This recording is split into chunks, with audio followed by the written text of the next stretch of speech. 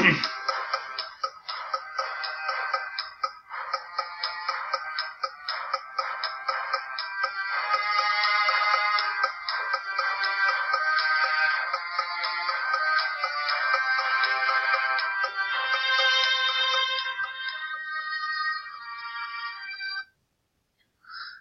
everyone and welcome back.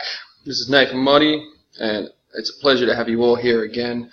It's been a bit of a delay the past 2 weeks, guys. We've been campaigning in Hornsby for the election, and I'll just start off this show by saying there's 3 types of people in this world. People that try to make change, people that watch things happen, and then the people that ask, why didn't I do anything? And on that note, Western civilization, it's destroying itself from the inside. We're going to get into a lot of stuff. This is pretty much the New Zealand Christchurch mosque shooting has really affected the climate, politics, and has really weeded out the extremists from the far right, the far left. Because the Australian right-wing scene, it's fallen into a turmoil. A small percentage applauding the vile shooting and the rest condemning it. And, you know, when you compare the Australian right to the American right, the right scene, you see the radical right a lot more vocal and destructive in Australia. The right in America, they're fairly more moderate. And you look at the right winners online, immediately calling the shooting a conspiracy and, you know, Port Arthur 2.0. We'll get into some of the just absurd conspiracies that they'd have online, whether it's, you know, one scene of the footage of, you know, a victim with socks on, and, you know, another scene of the footage with no socks on. I mean, it just gets as ridiculous as that. That's how some of the people are thinking. The far right in Australia, trying to push, just trying to look at any type of possibility to look at it as a conspiracy. They'll look into the most deepest and stupidest of scenarios. Even the far right in Australia defending Fraser Anning's comments when he blamed the shooting on mass immigration. I mean, a lot of these people, they just want to hate, and that's the problem we're having here. These people aren't willing to adapt and accept and see reason. It's all just hate-filled. They're hiding, a lot of the right here are just hiding behind this bullshit and superficial freedom of thought card that, you know, once anyone disagrees with them on a small issue, they instantly, you know, call you a cuck or something stupid like that. But, you know, it's just human nature, and our emotions are being played. So, you know, we ignore the facts and reason on both. And, you know, both sides do this, the left and the right. So the moderates, they really don't have a side to join. It's one extremist side or the other. You know, and in this podcast today, we're going to get into the aftermath of it. And, you know, we'll talk about a few examples of the people online. Even going as deep as calling, they're even going to call Brenton Tarrant a hero, the guy that done the mosque shooting, justifying his motives without any logical debate. And honestly, this deeply concerns me, the division in our society, how we've just weeded out the extremists and they've just shown their true colours, come out from under their rocks. You know, far-right groups like Future Now, they're only a small minority with loud voices, and it's time we talk about that because we live in a multi-ethnic society. We need to find a way to unite. We cannot unite when a small, loud portion of right-wingers are defending Fraser Anning and defending Brenton Tarrant. These people really cared about Australia. They would keep their hateful opinions to themselves. But in the age of Facebook, you know, regurgitating hate is just an everyday thing. So we've really got trouble in times coming ahead when we have this tribal mentality of ideologies fighting one another, and anyone else that disagrees, and all it takes is a disagreement on one tiny thing. They turn on one another. We cannot unite without being rational and accepting of different opinions. Seems everybody easily gets offended nowadays. Social manipulation, it's almost like hypnotizing. But it's divide and conquer at its finest. Left-wing activists and teachers calling for kids to skip school, to protest climate change, with China being the biggest contributor in these affairs, I think will not change their ways, thus weakening our ability to become a stronger country. Radicals on both sides calling for action. My next guest in our video, I've been helping him campaign here in Hornsby. He's a great inspiration in this movement. He's a real driven individual that is actually doing the hard work in fighting for this country. Baden, you were on my first show when I started off this podcast. It's great to have you back on the show. How are you today, my brother? Yeah, it's an absolute pleasure to be part of your show again, man. I'm really definitely proud of the results that you're getting and the progress that you're making with this radio channel, bro. Thank you, bro. So I'll start it off with a bit of a topic. We'll just get straight into the Christchurch shooting. Some people online saying he was a leftist, eco-fascist, communist, white supremacist. I mean, the list just goes on.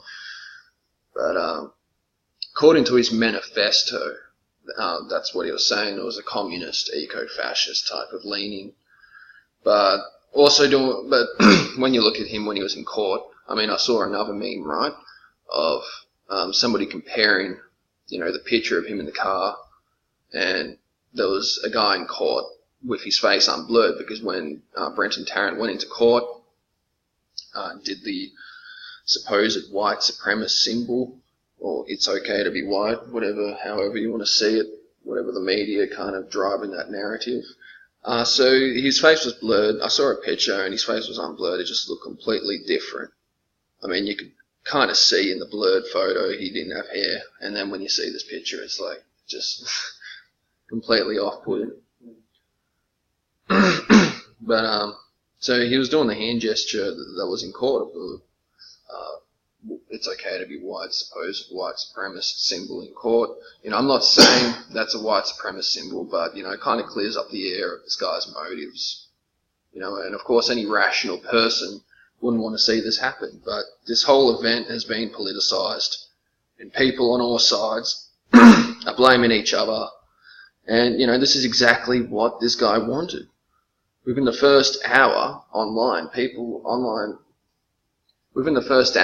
online immediately jumped to the conclusion that, all this was a conspiracy, a targeted PTSD attack, plot by the government to toughen gun control laws. Others saying, I saw someone even say he's not a terrorist, he's a saint, not mentioning the men and women involved. There's a lot of unanswered questions. Like, apparently he had a trip to Pakistan and North Korea, but a lot of people are just jumping to conclusions, and it's just, when you look at how the right, or the far right, reacted and treated the whole situation, it deeply concerns me. What do you think?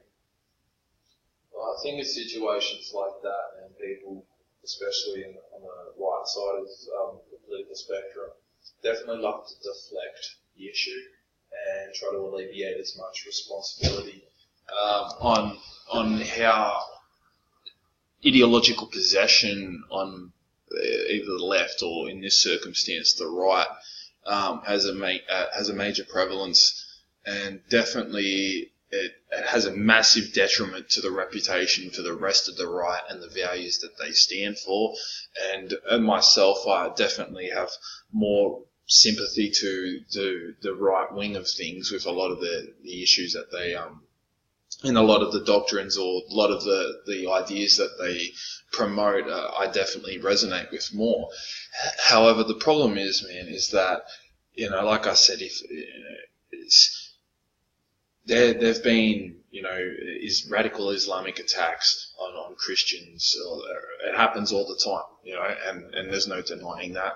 And it's disgusting, and radical Islam is most definitely a problem that needs to be dealt with boldly and harshly. But at the same time, that doesn't mean that, when an individual with very, extreme radical right views takes action, that, we should denounce that. Reasonable people on the right should denounce it, because the thing is, if a radical Islamist commits a terror attack, we on the right demand that the Muslim community denounce these actions, and the ones who don't look guilty. And I've always said that. I say the ones who don't and try to make it out that it's our problem or intervention in the Middle East is why that this terrorist attack happened, for example, right? And we say, well, and I agree, they do look guilty, but the same thing should happen to us. If we don't denounce the actions of idiot, white men, for example, like Brent and Tarrant, who go out and shoot up a mosque of people, then we look equally as guilty. It's that double standard. And either way, what he did was reprehensible, fucking repugnant, disgusting, and it's just taken us 5 steps back in making the progress. And this is why we need to win in this war of culture, this war of ideology. If we want to save our country and preserve our values and evolve us to the next level, then we have to take responsibility for the fuck-ups on our side instead of strawmanning, deflecting, calling it a conspiracy, especially within an hour or 2 hours of the event happening. There's already all these false flag conspiracy bullshit. And that just makes us and I understand that this is a small part of the right. However, it only takes that small part of the right to feed the left-wing media's narrative, in which then they use to collectively paint us all as the same, and the views that we represent are all some disingenuous agenda. And no matter what we do, it's just this is the problem, man. These conspiracy theories, like you said before, two different photos and all saying, what about, the Christians that are being killed by Muslims in Nigeria and such. And yeah, that's fucking disgusting. And I'm not denying that that's happening, right? But that's a different discussion.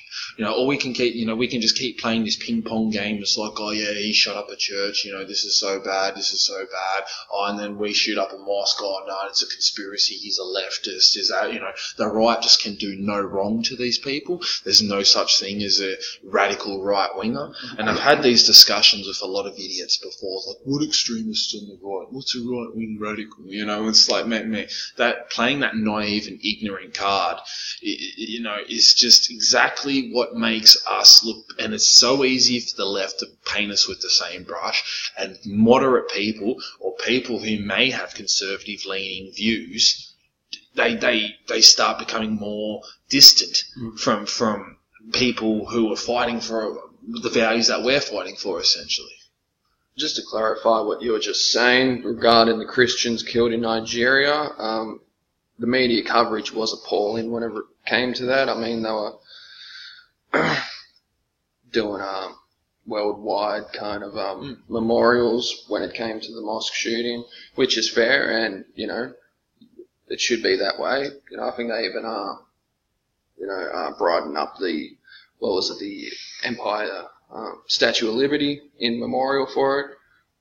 They are getting tougher with gun laws in New Zealand, but they completely did ignore the 120 Christians, killed by the Fulani jihadists in Nigeria, which was just over the last 3 weeks, during that time. CNN didn't even report on that. So, it is concerning, the media coverage, and that is what leans a lot of these people towards the extremist side. It does, and this is the problem with the mainstream political paradigm. is this kind of neurotic reaction to the issues that are happening in our country, and these individuals feel like that they have no power to change anything, and that the world in their narrative is getting systematically, and the world is getting worse, but some people have their perspectives and worldviews so convoluted that they think things that aren't as bad as they believe they are really bad problems and shit. And I'm like, look, there's a lot of truth to what these people are saying.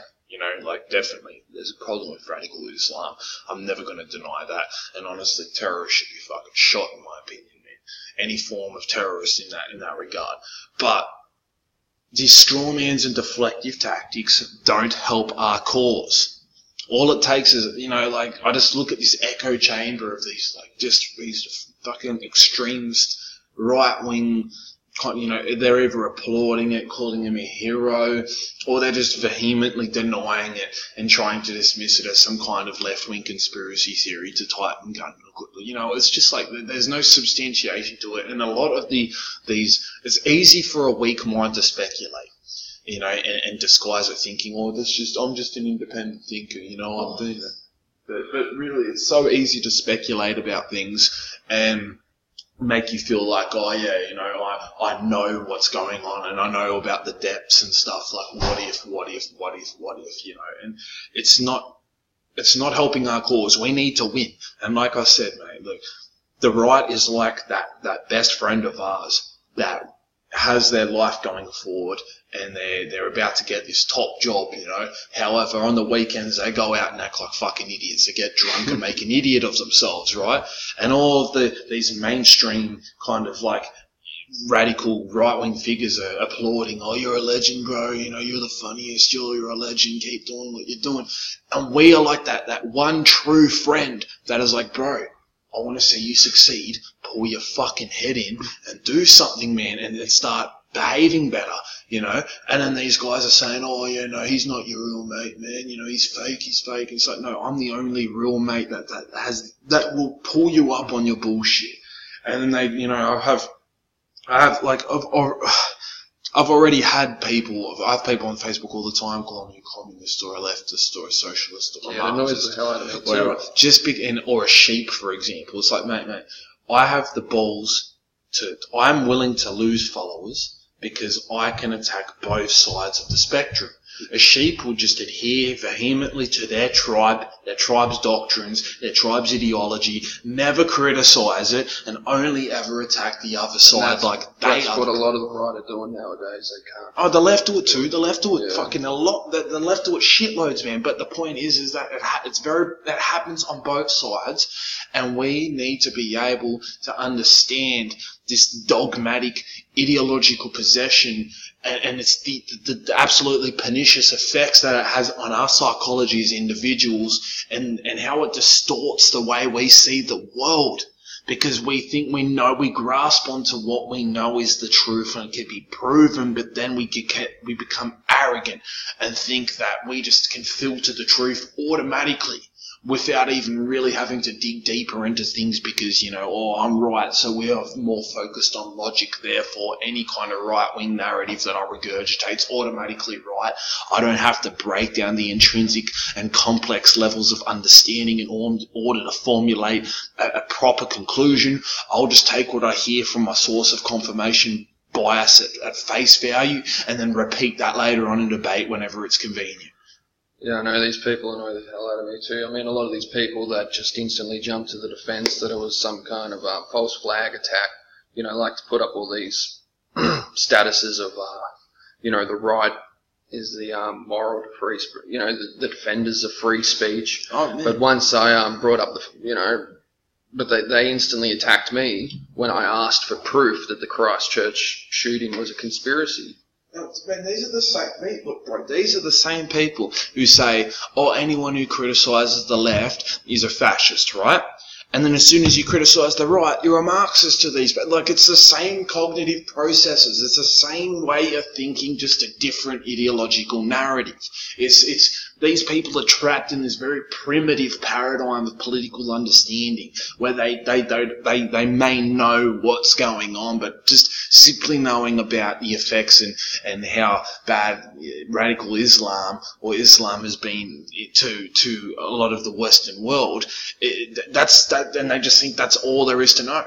They just think that's like, oh, that makes me a genius. You know, no, honestly, you know fuck all about what's going on truly. And like, yes, you know, there's a massive problem with fucking Islam and radical Islam going on, and this cycle keeps perpetuating.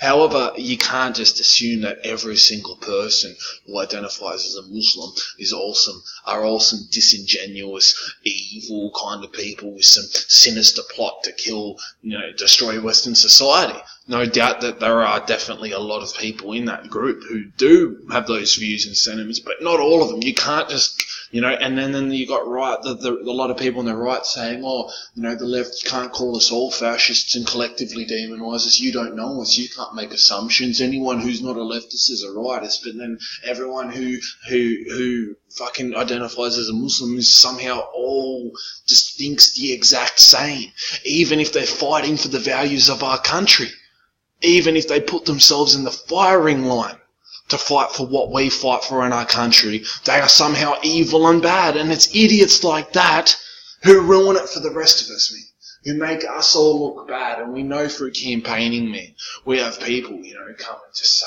all this, you know, like, oh, you know, people like you are the reason what happened in Christchurch, you know, representing one nation. People like you are the reason, you know, and you know, fuck, you know how much that pisses me off, bro?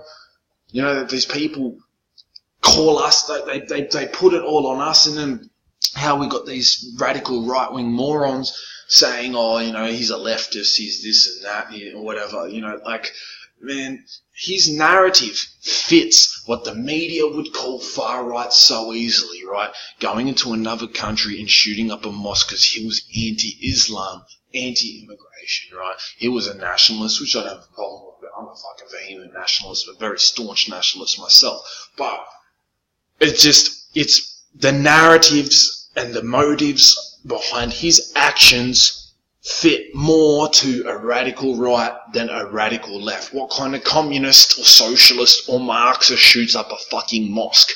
Yeah, it's not going to have a good reaction afterwards. I mean, it's just going to be a chain reaction of, you know, incident after incident, coverage, reporting, and That's ignoring right. one side of the story. But, you know, I guess that's the people. They're being emotionally accepting to these changes as time grows on.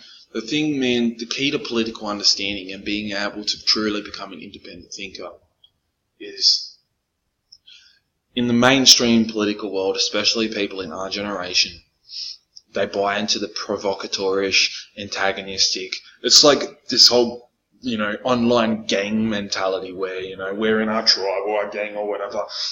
Our job is to piss off the opposite gang as much as possible, right?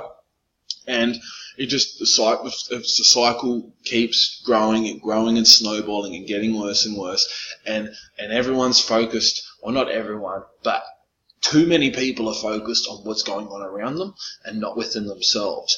And when they don't focus on themselves introspectively, gaining self-awareness, self-enlightenment and such, their minds become more susceptible to emotional reaction to the issues, like I said before, going on around them. And when you start getting angrier and angrier about things you can't change and things that are actually issues happening, and then you've got the left vehemently denying them or trying to discount them like they don't exist, or that we're fucking crazy, you know, ignorant for seeing, you know, for believing what we see firsthand or what we experience or what we can substantiate, then we become more extreme and radical. And we think, like, you know, the end justifies the means kind of thing. And it's this type of mentality that exists on both sides of the spectrum, which is leaning more people towards, you know, far, you know, hardcore, right-wing, ethno-nationalist, anti-immigration, unless it's European immigration kind of, you know, staunch fucking, you know, corporatist values and such, you know, that it's, that, and it's this paradigm which is destroying the spectrum. It's just, and this is why I don't want anything to do with it anymore, man. I'm an independent thinker, truly. I'm gonna create and pioneer my own way of thinking. Unlike, most people just, walk in left, right, there's the list of the values. Oh yeah, I'm going to pick this box. I'm going to pick this piece of paper. Yeah, sweet. And then everything on that, no matter what, even if I know fuck all about it, I'm just going to agree with it anyway because, it's a part of what my tribe's mentality is. Too many people, man, just buy into the hate, they buy into the antagonism and just pissing off the other side and trying to be trolls. And it's not about debate, it's not about compromise, and even it's an absolutist thinking, man. They don't understand or fathom the nuances or the small, subtle things in society that don't make their point absolute. Yeah, no, and what it's coming down to now is that I think that Scott Morrison just came out saying he'd rather preference his votes towards Labor and the Greens instead of One Nation. So when the Liberals are slightly leaning more towards the left side now, and they're not really supporting the Conservatives anymore, the real only Conservative parties that we have nowadays would be, I guess Fraser Anning's party, One Nation, and the Australian Conservatives, if there's any more than that. Christian Democrats as well. And Christian Democrats. Shooters, farmers and fishers. Well, they preference Labor too, They preference Labor, who want to put more regulations and tighten gun control even more from the little gun control we already have in this country. Just thinking that, are completely eradicating it's just going to stop guns and failing to acknowledge the absolute simple reality that no matter how tight gun laws you have, no matter how tight drug laws you have, it's always going to exist, and it just filters it out that the only people who are going to obtain drugs or guns, in this case, are criminals. People who don't care about the law, they disregard it. And what do criminals do when they have guns? They don't just keep it in a safe. They use it for their acts. And the Greens just came out saying how they want to limit the use of tasers for police officers in case in emergency situations, which hires the chance of police officers getting injured, I guess, in those scenarios. In order to prevent endangering people's lives, you increase the chance of endangering another group of people's lives, right? So yeah, take the cops and guns off, the tasers and guns off the police, right? And then the police go and fucking into a house where a guy's got a fucking gun shooting at them and they can't do anything. They can't do anything. What use is the police if they don't have the precautions and they don't have the necessary tools needed to prevent crime on heavier levels? It's disgusting, and no, it's unfathomable, man. It's unfathomable. And they might use it as an excuse, police brutality and stuff like that. And and if they think like that, there's one thing that could go wrong with all of what's going on here, we should just stop it generally, then the Greens just want to make our country weaker and weaker and weaker and weaker, all in this false superficial sense of morality, human compassion, love, kindness, tolerance. Yeah. And then you actually go to meet them and campaign with them. They're just nasty people, They're unwashed, dirty looking, and constantly trying to sabotage any type of thing you do. But if anyone's listening and is a supporter of the Greens, I highly recommend you to stop being a supporter, or at least research them deeply and look into other parties and what they've got to say. At least take an interest in politics before you walk up and just pick out a Greens one and rudely ignore everybody else when it comes to campaigning or polling and voting. Yeah, think in your head you're the most virtuous person in the world. Yeah. But also on that regard, we're not going to get too much into the Greens. I actually wanted to get into, Fraser Anning, because that's a pretty big influence on the right scene in Australia at the moment. And Fraser Anning, he was expelled from the KAP, the Bob Katter Party, in October last year, because his views were too extreme when it came on race and immigration.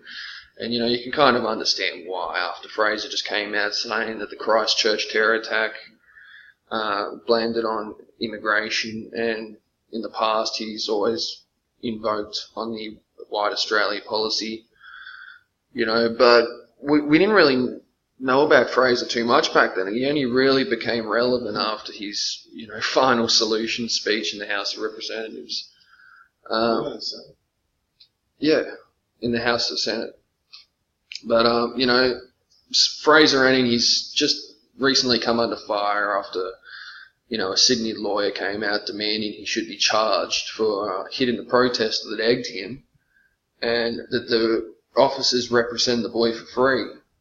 The team that egged him was released without any charges. And Fraser Anning's National Conservative Party, and a large number of its followers jumped ship after One Nation brought on, Emma Eros. And, over time, Emma Eros has proven herself to be dedicating a lot to fighting for this country, and by condemning extremism on all fronts. But the question I wanted to ask regarding Fraser Anning was, should Anning be removed from Parliament? After we saw a petition that was created where 800,000 people signed. What's your thoughts? Should he be? It just shows how many people completely distance themselves and abhor what Fraser Anning pushed. Now, look, Fraser Anning's a tough guy. He's a strong man, and I'm not going to take it away from him. But he knows fuck all really about what's going on, man. And this is it just shows an example of his followers that all it takes for him is to have a maiden speech in Parliament and want a referendum on banning immigration, and everyone thinks he's some kind of profound political genius, and this really, and it's like we are not evolving, we are not developing, we're not growing smarter when we adhere and support these people who are just one-trick ponies. All they ever talk about is race or immigration. It's all they ever talk about. And we are facing so many more issues in our country, right, that we need, and if you ask them, what do you think about the fuel security in this country or, other issues, they just don't have any insight on it. And the thing is that Fraser Anning's party is going to get a lot more, the radical right-wing supporters that were once a part of One Nation jumping ship going to Fraser Anning's party. They're going to make it look really bad for Anning. Look, the problem is that people who fit Fraser Anning's demographic are a minority of white Australians. Right now, white Australians aren't far off from becoming a minority altogether in this country, or at least not the majority anymore, right? And within that white Australian demographic, most Australians who are white and identify as conservative and, want restrictions on immigration and such, distance themselves from parties like One Nation or Fraser Anning because they're not racist, or they are more inclusive, and they think that anyone from any background or culture that fights for what we fight for, loves Australia, assimilates, integrates, and doesn't fucking commit crime or doesn't do anything disgusting, are brothers and sisters, and they deserve to be with us on the front lines fighting for our country, right? And this demographic that attract themselves to Fraser Anning's party, they're going to be a tiny percentage. They are going to lose in the long run. They're going to lose in the long run. And in that process, they are going to make it 10 times harder for conservative right-wing parties to be able to establish a stronger presence and dilute the concentration of power in Parliament, because people like that fuck up and they make it look bad for the rest of us, like a couple of Islamic fucking radicals fuck up and make it look bad for the rest of them. And when no one speaks up to condemn that, then we look guilty. They look guilty. We've got to stop this fucking deflecting and this happened because of this and that, and it's this bullshit. And Anning's comments about what happened, because what happened in Christchurch was because of immigration, is absolutely absurd. Like, it's completely dismissing, radicalization on the right, completely ignoring it and putting it out to be their issue. Yet this guy, Brenton Tarrant, himself wasn't even a fucking foreigner a native to New Zealand. He wasn't even, he was technically fucking an immigrant, or he wasn't living there, but, he was travelling. He wasn't from the country. And then you think of it from a community's perspective. These people, you think of it their way, like, all right, you live in this town and there's the next town over, right?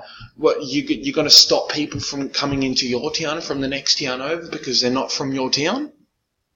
It's just this tribal mentality, man. And, yes, look, a lot of what, Fraser Anning and the Conservative Party represent definitely have merit to them. I'm not going to say they're complete morons who know nothing, look, there is merit to what they say, but they don't have the profound insight or the ability to look at things in a more intrinsic level than what they see at its surface value. And it's just going to be, it's going to be harder. Conservative parties in Australia can't even fucking unite properly. It's like you can agree on 99.9% of things, but because of 1% difference, you're a cuck. We agree on everything else except the difference is, I'm a civic nationalist and you're an ethno-nationalist. So therefore, you're a piece of shit traitor, Marxist or whatever. It's like people like that are embarrassing the right. They're embarrassing conservatism. They're embarrassing nationalists. They're embarrassing patriots who genuinely love their country but believe that anyone from, no matter what your skin colour is or your religion or your background, if you fucking love Australia and you consider this your home and you put yourself as an Australian first, then you are a brother and a sister. You are an Australian in my book, right? And these people think that none of them should be here.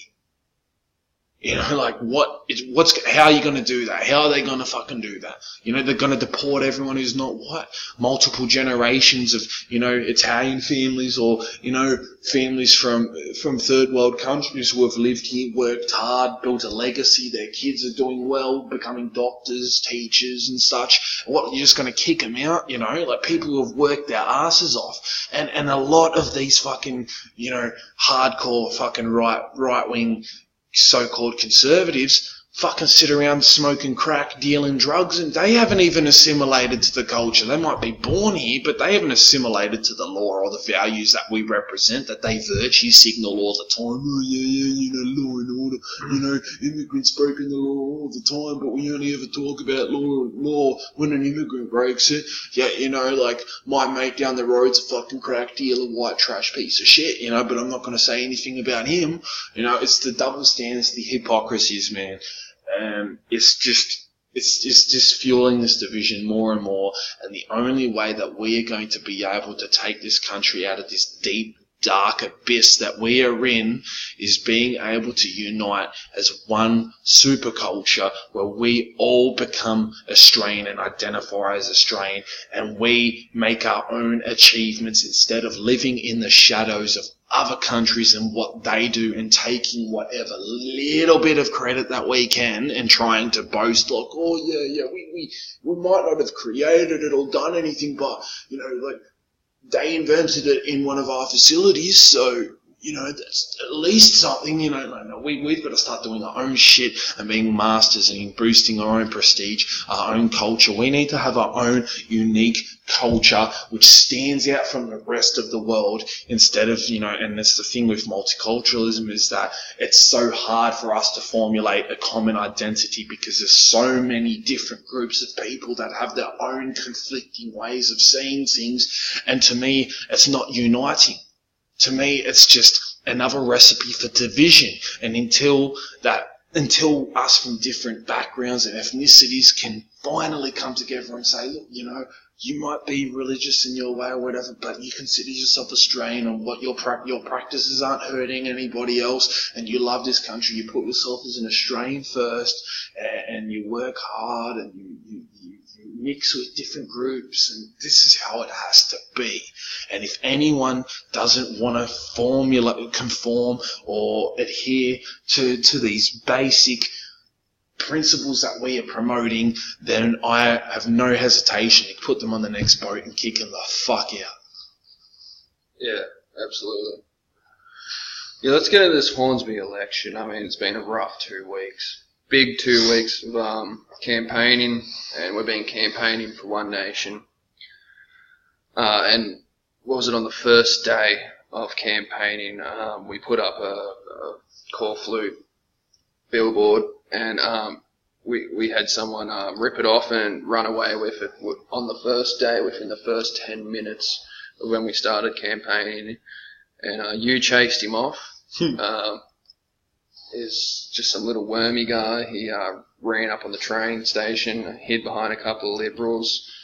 Yeah, he hid in the circle of Liberal volunteers, and then he was like, "Oh, you're gonna hit me, are you gonna hit me, are you?" And I was like, "Why would I hit you, brother? Why would I do such a thing? I just wanted to address the disrespect that you just acted on by taking one of us on." And he's like, "Oh, it's on the street pole, shouldn't be there." And I'm just like, well, how about me and you go back to the poll booth, where the pre-poll booth, and let's take the signs off, the green signs off the street poles as well. You're so concerned about, the legalities of having call flutes on poles. Let's get one of the greens as well. And on top of that, if you're so concerned about legalities, well, you just stole property that's not yours. So you're a fucking hypocrite. He completely bitched at me. Yeah, and I went back to help out, because I knew anyway, if I would have fucking landed a hit on him, man, One Nation fascist thugs at fucking Hornsby, call us a bunch of thugs and a bunch of, and it definitely would feed the media's narrative to make us look really bad. Yeah, it's getting tough. It's getting rough at the Hornsby elections. I mean, we've had SWAT stickers on Liberal billboards, SWAT stick, And as well, mustaches on fucking dicks and stuff on One Nation ones being taken down.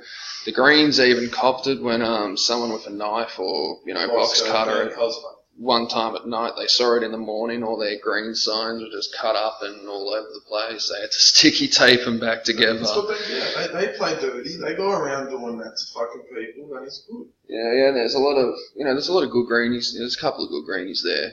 I won't say that they're all got problems. A couple of scruffy ones, a couple of weird ones, but but they're not really the problem. And I don't think Labor are going to push through. I think Liberal have got this, in my opinion, for the seat. But for the upper house, I think it will really help Latham's chances. Latham will get it. Yeah. And, it's been a very eventful 2 weeks. We're almost done now. And that's why I haven't been able to put this video out before, because I did want to do it prior to when all this stuff just unraveled and boiled down. But here's the chance now, and we're going to keep going with videos, and I'm going to have different appearances, different guests. Very eventful 2 weeks, and that's when you actually show that you're actually really trying to fight for this country, when you go out, do the hard work, 10 hours a day, 2 weeks straight, 1 day off. It's been very hard, but very interesting too, and you learn a lot, and you really see how people work and the voters, a lot of cognitive biases, a lot of, and you just look at the voters and you look at the ratio of who mainly goes on those types of leanings. I mean, a lot of the One Nation true people that just came in looking for One Nation were actually quite intelligent people when you have conversations with them. I mean, a lot of them are intelligent people, but, and then you have the Liberals, and a lot of them were just, whether it's promoting for businesses and helping in that kind of regard, they really only just look out for their own interests. A lot of the Greenies are just younger people that have really no interests in politics and just, I guess, trying to virtue signal. A lot of old people that really condemn every other party but see the Greens as some type of, messiah.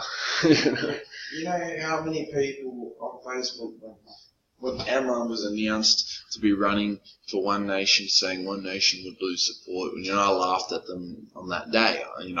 The funny thing, how many people who weren't going to take a One Nation, and once we mentioned that, look, this is a first Muslim candidate running for One Nation. We're making an attempt to be diverse and inclusive and people who love this country. And they actually considered it. They actually took it off us, the handout sheets, and they had a vote for it. That's right. Just after the New Zealand mosque shooting, I had some lady come up to me and say, you guys are the reason for this happening. And I said, well, they were running a Muslim candidate. I mean, it doesn't make sense to...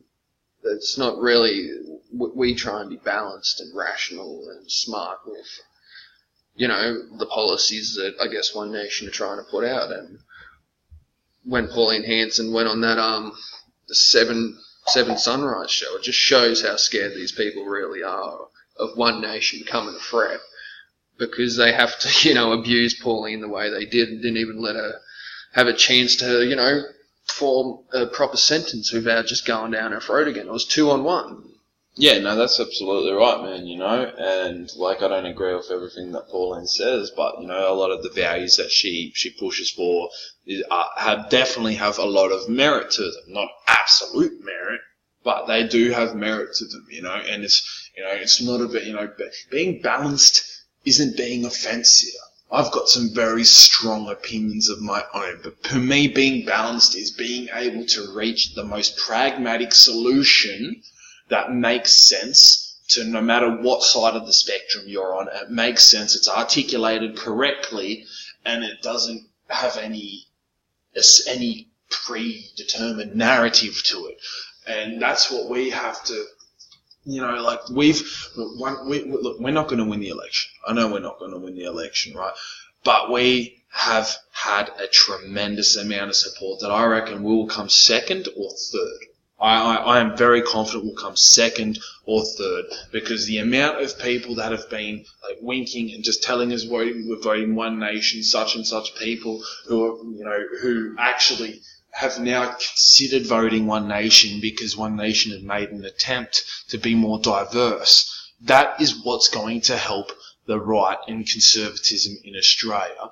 And by diluting that and creating the Fraser Anning Conservative Party in Australia, it's we all have the same mission ultimately, with some subtle differences.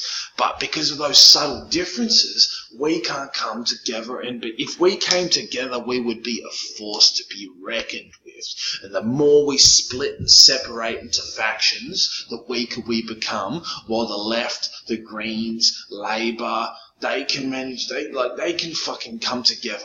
And they can actually, they have that collectivist mentality, which gives them an advantage over us. And especially in the debate, the public forum debate that they had when all the candidates kind of discussed and introduced themselves. You saw the kind of tribal social justice mentality from the Labor, supporters and the Greens. I mean, they wouldn't clap when it'd be kind of a conservative's turn to speak, or when they'd finish, and they directly attack people that would ask questions. That's a good thing with the right. The right don't pretend to be pathological altruists, They come off with their opinions and their views, which are very logical based, which might make them sound like assholes, but they don't pretend to be these perfect Puritans like the left do. Right, and this is where it pisses me off with the left. How they pretend to be these absolute virtuous, moral absolutists, but as soon as you're not in their tribe, or you question or criticize their tribe, or you don't fit with their narrative, you are the most disgusting piece of shit in the world who shouldn't be alive. You shouldn't be breathing oxygen. And that's fake. That's superficial.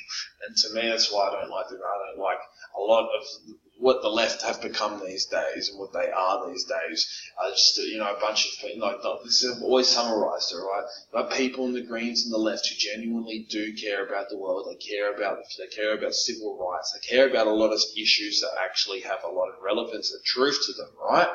But the reality is that a lot of them are really naive, and they don't understand human behaviour, economics, psychology, etc., etc. and they think that acting on this moralistic narrative is the only way to go. But a lot of the time, doing the most moralistic thing is probably the most dangerous, damaging thing to you, you know?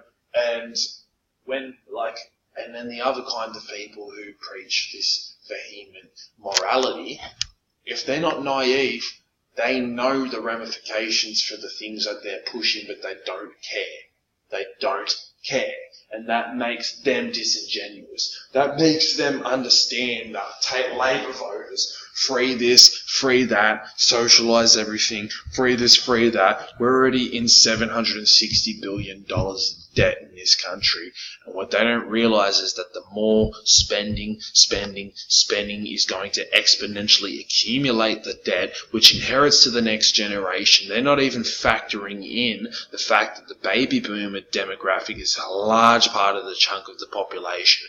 They are just about, if not already, retiring, which means that superannuation companies, Medicare and such, are going to have to fork out billions and billions and billions and billions of dollars to accommodate this generation, boomer generation, for the remainder of their lives, which is, there's no guarantee that we're going to have these safety nets and social security in the future, because we are in so much debt we can't afford it. We can't afford it. And then the next generation are going to inherit it, and then they're going to have to solve the problems, and then you're going to have, the last of these boomers or whatever having a go at them like, they're the ones who created the problem. It's no, it's not. We have to inherit this problem, and that's what pisses me off with Labour voters, is that they don't understand economics for shit, and they don't understand, or they don't care. It's either they don't understand or they don't care that this debt's going to accumulate, and as long as their lives aren't affected, they don't care. But they don't think about the future generation or anything. It's fucking annoying. Alright, well, before we finish this one up, I'd like to get into the yellow vest. I mean, the UK, very concerning times. The yellow vest movement is dying in Britain. I'm pretty sure leaders of the grassroots movements of yellow vests are being arrested. Police issuing warnings telling people to be mindful with what they share online. We already know that there are mass arrests of people that are just, voicing opinions online, whether it's slightly extreme or not.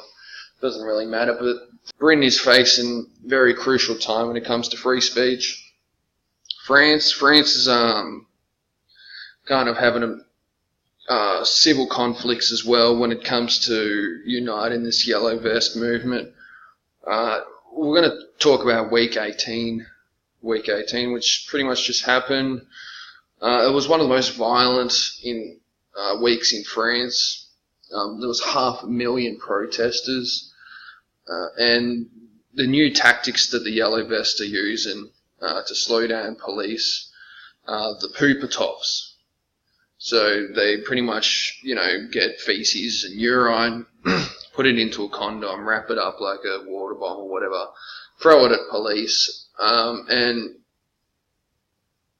I guess the pooper tops is just a new way to slow down police. On week 18, the yellow vesters also stormed the Masonic Lodge, overturning furniture, trashed the esoteric art, hanging on the walls, They also, in the Masonic Lodge, they stole 4 ceremonial swords that they gave back later on. Many stores have been ransacked, and a bank was torched. So, but, this is the message to the political and economic elite that the yellow vests are trying to put out there by doing stuff like that. Not many people have heard of this, but also the Black Bloc, extreme left French Antifa. They started a massive fire on the streets, that acting as militants against the yellow vest protesters, where 11 people were injured from that massive fire. So we kind of have a little civil unrest between the Black Bloc and the yellow vest now. Are these just Antifa? Or what? What do these protesters have planned? And what do you think is going to come? Just to begin with that of the UK and speech, and be mindful of what you post online and this crazy political correctness, right? You were telling me today that, children are being taken off from their parents, by the law because they don't give their children gender transition. Yeah. Well, what that was, so apparently, trans children in the UK are being taken out of family custody because their parents don't let them change gender. So a 15-year-old girl was taken into foster care after she told her parents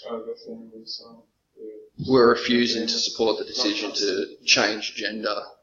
So the family was informed by the deputy head teacher at her school that he was powerless to intervene in losing their daughter. There's a dramatic increase in the number of youngsters referred for gender identity treatment in recent years. Some parents, I guess they feel powerless, they believe their children's making a flawed decision. Debate on the reasons for the increase was being shut down by pro-transgender activists and charities.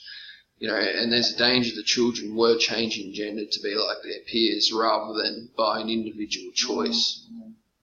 So at least 3 children were taken into care last year and their families objected to the wishes. That's how absurd it is getting. That's a really good point to make too, man, is because it'd be naive to assume that every child, especially child, and we know how powerful trends are, and we know how powerful peer pressure is and social validation is, and that this whole culture of, LGBTQT or, transgenderism,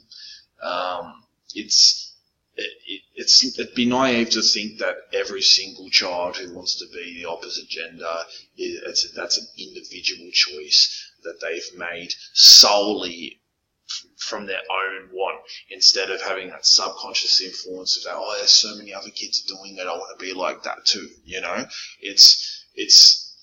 I'm not saying that every child that wants to transition in gender is doing it because it's peer pressure.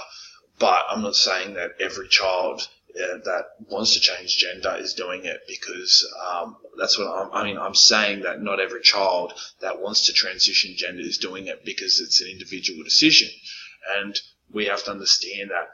And this was I'm not against LGBTQT mainstreaming in culture. Personally, I'm against the mainstreaming of all sexualization in culture because it's that culture of sexualization which is destroying the family unit.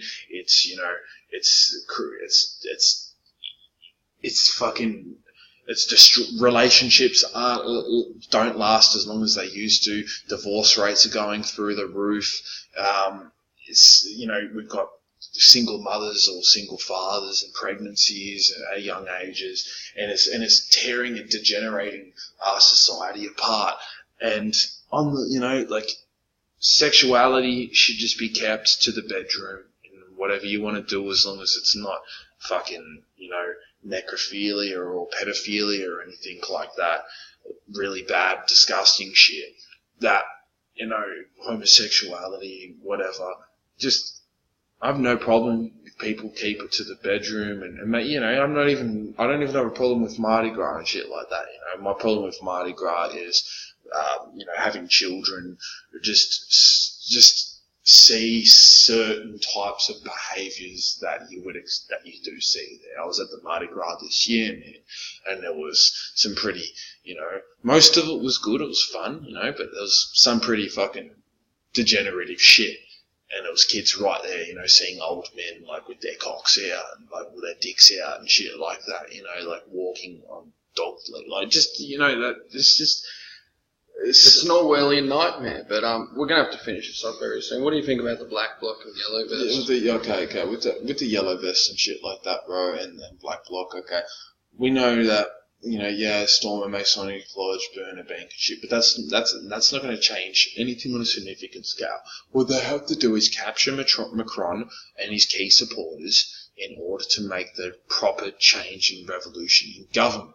As long as Macron's hiding in his secure places, being transferred from place to place with his key officials, and the military and the police are mobilised in order to prevent absolute chaos going out, and there is a lot of chaos going on, but the police and military still have things relatively in order. And as long as Macron and his cronies are in safe places, the yellow vest is just going to continue. And Macron obviously isn't, it's not like he's just sitting there hiding, not making any plans on how to contain it.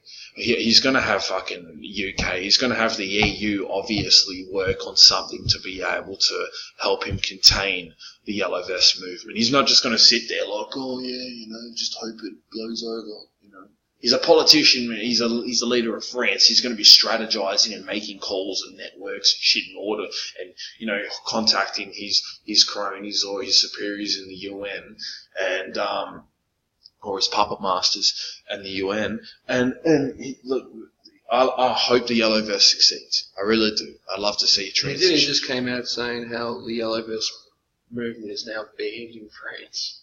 Oh well. Don't know how that will last, but yeah. But the Black Bloc, bro, the Black Bloc, they're just a bunch of anarchists, a bunch of communists, a bunch of hardcore socialists who don't want. They're just in it for their own motives of power. That's essentially what they're in it for. They just want to cause chaos, and that chaos caused by them makes all of the yellow vests look bad. Now, these Black Bloc, bro, they're just a bunch of losers, degenerate scumbags, man, who, want to formulate their own gang and think, that they're doing some revolutionary shit or whatever they think they are. But the reality of it is that they're just thugs. Oh, they're piss weak. They're not even thugs. You could take 3 of them on by yourself. They're that piss weak. Yeah. But that's in a pack mentality, that's what they are. And, yeah, man, it's a very, very fucking complicated world. Very, very fucked up world we're living in, man, and things need to change soon. Oh, we'll finish it up there.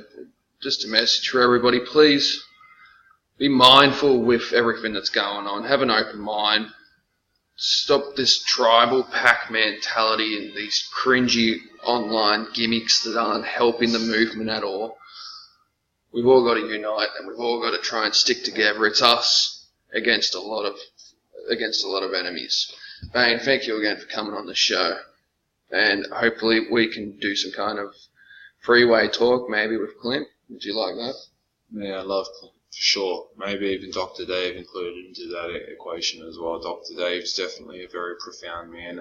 He was a psychiatrist for 30 years, very, very wise individual, and I believe we need to have him on a platform to get his thoughts and his views and stuff out, because it's definitely worth listening to.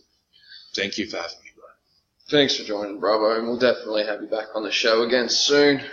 Thanks everybody for listening.